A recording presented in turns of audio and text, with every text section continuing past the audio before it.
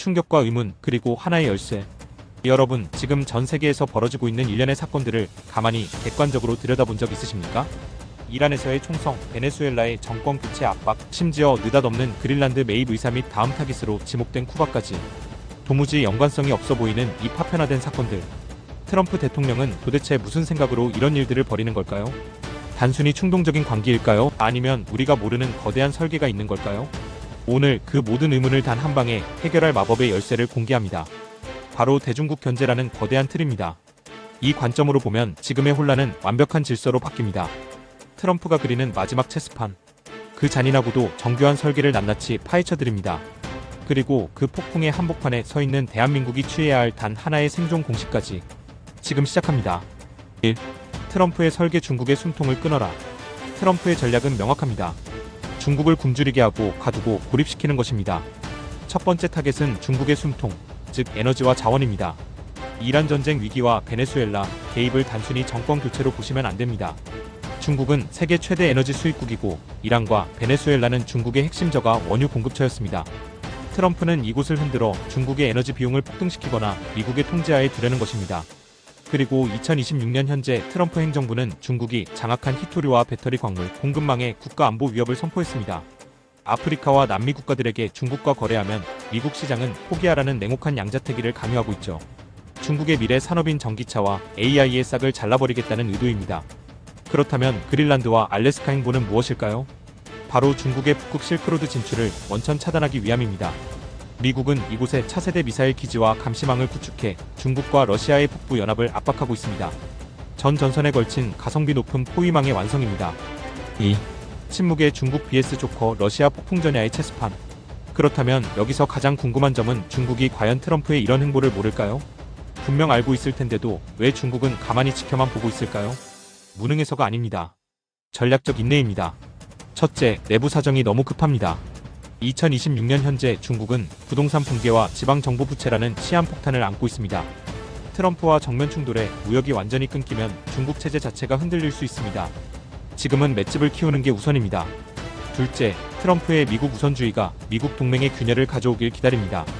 미국이 한국, 일본, 유럽을 쥐어짤 때 중국은 오히려 우리는 자유무역을 지지한다며 매력적인 시장을 제안하는 미소 외교를 펼칩니다. 직접 싸우는 것보다 이득이라는 계산이죠. 하지만 가장 결정적인 이유는 군사적 준비입니다. 시진핑은 2027년까지 타이완 침공 준비를 완료하라고 명령했습니다. 지금 당장 힘을 빼기보다 조용히 군사력을 증강하며 결정적인 한방을 준비하고 있는 것입니다.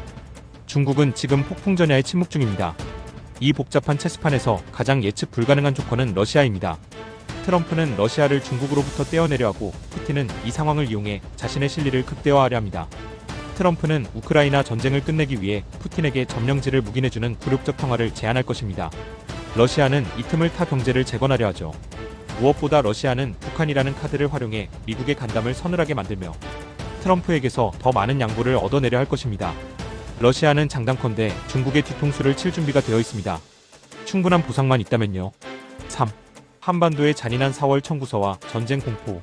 자, 이제 우리나라의 이야기를 해봅시다. 이 잔인한 체스판 위에서 한반도는 트럼프에게 중국을 압박할 수 있는 가장 강력한 지렛대입니다.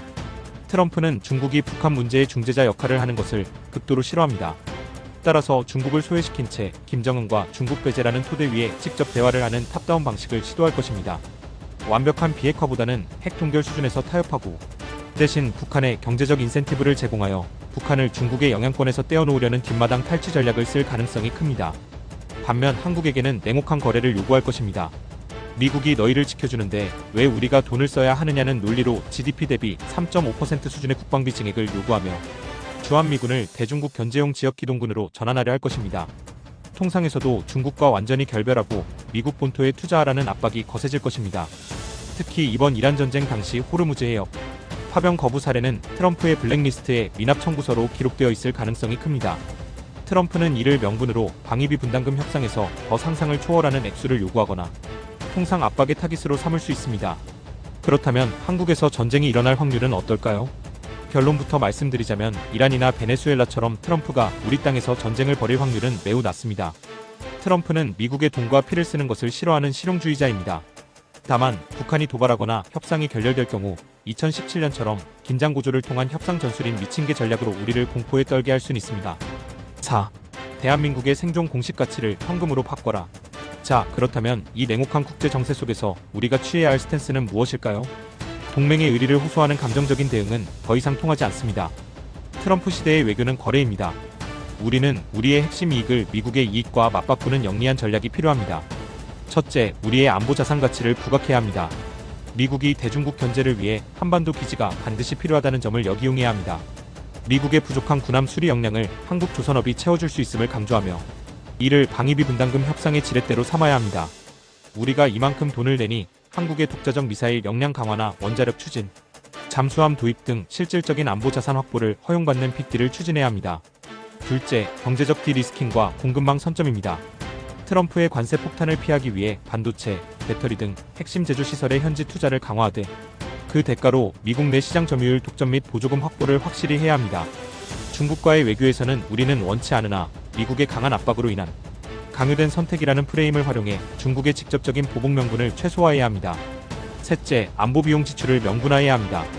트럼프의 방위비 증액 요구를 단순히 돈을 더 내는 것으로 끝내지 말고 그 대가로 미국산 첨단 무기 기술 이전을 해달라거나 한국 기업의 미국 내 활동에 특혜를 달라며 비용을 투자로 전환하는 협상력이 필요합니다.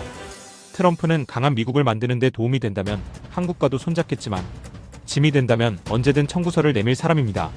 우리는 감정적인 동맹론보다는 철저하게 계산된 실리 외교, 우리가 가진 반도체와 지정학적 위치라는 두 개의 칼자루를 얼마나 비싸게 팔 수 있을지 고민하는 비즈니스 외교에 집중해야 합니다. 갈수록 국제 정세가 어려워지고 있는 실정입니다. 많은 전문가들이 트럼프의 파편화된 행동들을 핵이니 마약이니 에너지니 등으로 분석하고 있습니다. 그러나 루멘플락시스가 본 트럼프의 행동들은 상당히 일관성 있게 보입니다. 바로 미국을 위대하게 하기 위한 대중국 견제. 앞으로 트럼프의 행동에 대해 중국 견제라는 타이틀로 바라본다면 아마도 트럼프의 이런 행보들이 너무 선명하게 다가올 거라고 생각합니다. 루멘플락시스가 본 트럼프는 종잡을 수 없는 속물이 아니라 너무 선명하고 일관성 있는 사람이니까요. 부디 오늘 분석이 여러분의 국제 정세를 보는 눈을 넓혀드렸길 바랍니다. 대한민국의 명운이 걸린 이 잔인한 체스판. 여러분은 어떻게 생각하십니까? 댓글로 의견을 남겨주세요. 좋아요와 구독, 알림 설정은 루멘플락시스가 더 깊이 있는 분석을 전달해드리는데 큰 힘이 됩니다. 시청해주셔서 감사합니다.